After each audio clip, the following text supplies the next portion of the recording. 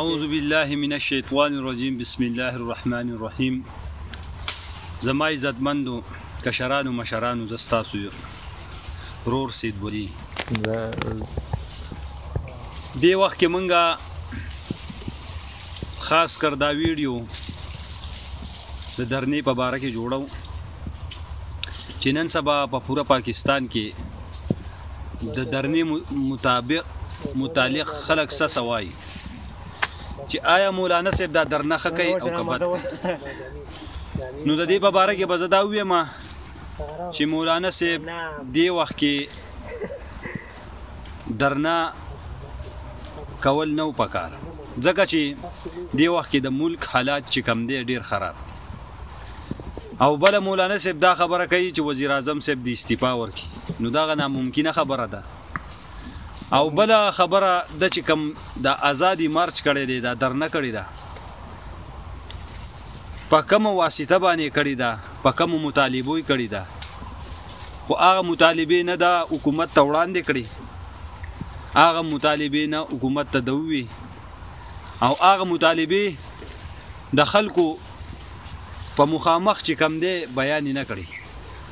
څومره علما حضرات چې دي طلبا دي دا ټول وسره په دې ازادي مارچ کې چې کم دی شاملو او دا علما حضرات طلبا حضرات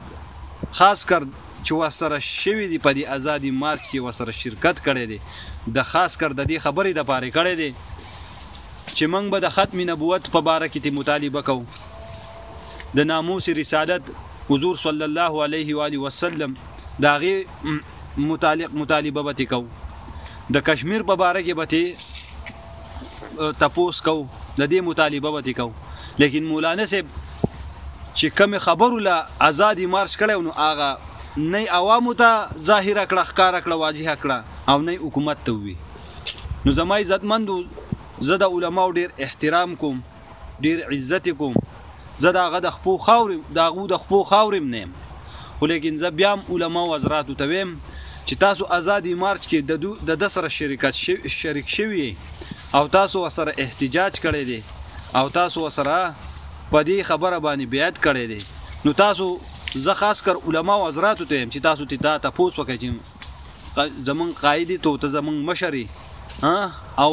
موږ چې تا سره په کمې خبرې تا سره چې کم دی بیعت کړی دی په کمې خبرې موږ تا سره شمولیت په دې ازادي مارچ دپاره کړی دی هغه خبرې حکومت ته پیش کړه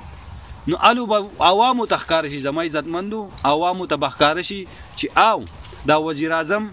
د اسلام خلاف دی یا د اسلام په دایره کې دننه صحیح قانون دی بیا به پته ولګي دا مطالبه ورته کېده چې د نبي علیه الصلاة وسلام په شان کې څوک ګستاخي کوي سریعام پانسي ورکول په چوک کې چې خلک عبرت والي د کشمیر په باره کې ته دا مطالبه کې نو دا مطالبه ورته ډایرکټ کېده چې د 72 سالونه د کشمیر خبره په خبرو را روانه ده په مطالبو را روانه ده کله په اقوام متحده کې کېږي کله په یو ملک کېږي کله په بل ملک کېږي کله ستا په پاکستان په خپل ملک کېږي نو بای دا مطالبه تی وکړي چې بای کشمیر سره تاسو مرګري کېږي او کشمیر تاسو آزادول غواړئ نو په دې خبرو نه کېږي بای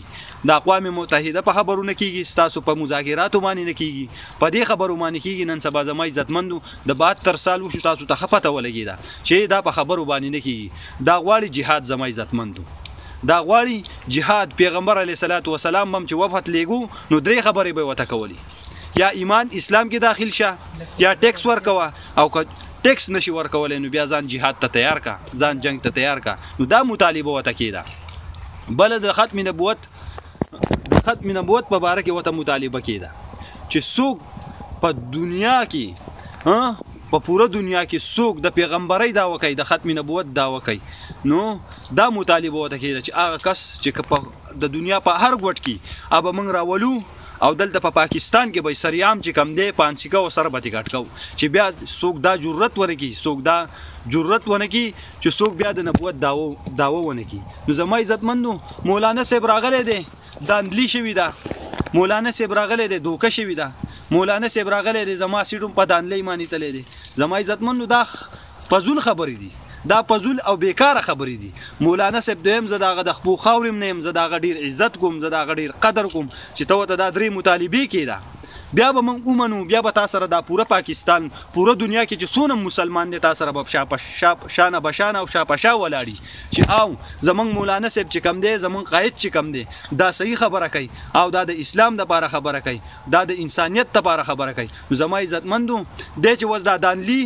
او دوکا او دا الیکشن کمیشن دوباره د الیکشن مشین دا خبرې ځای نه نسی ځای به الو خبرې نسی چې ته ورته دا مطالبې کېدي د کشمیر په باره کې د ختم نبوت کانفرنس په باره کې او د ناموس رسالت حضور صلی الله علیه و آله وسلم په شان کې چې څوک ګستاخي کوي د دې مطالبې ورته کېدی نو که دا مطالبې ونه منو دي او دا مطالبې ونه منو دي پوه شي چې دا چې کم دی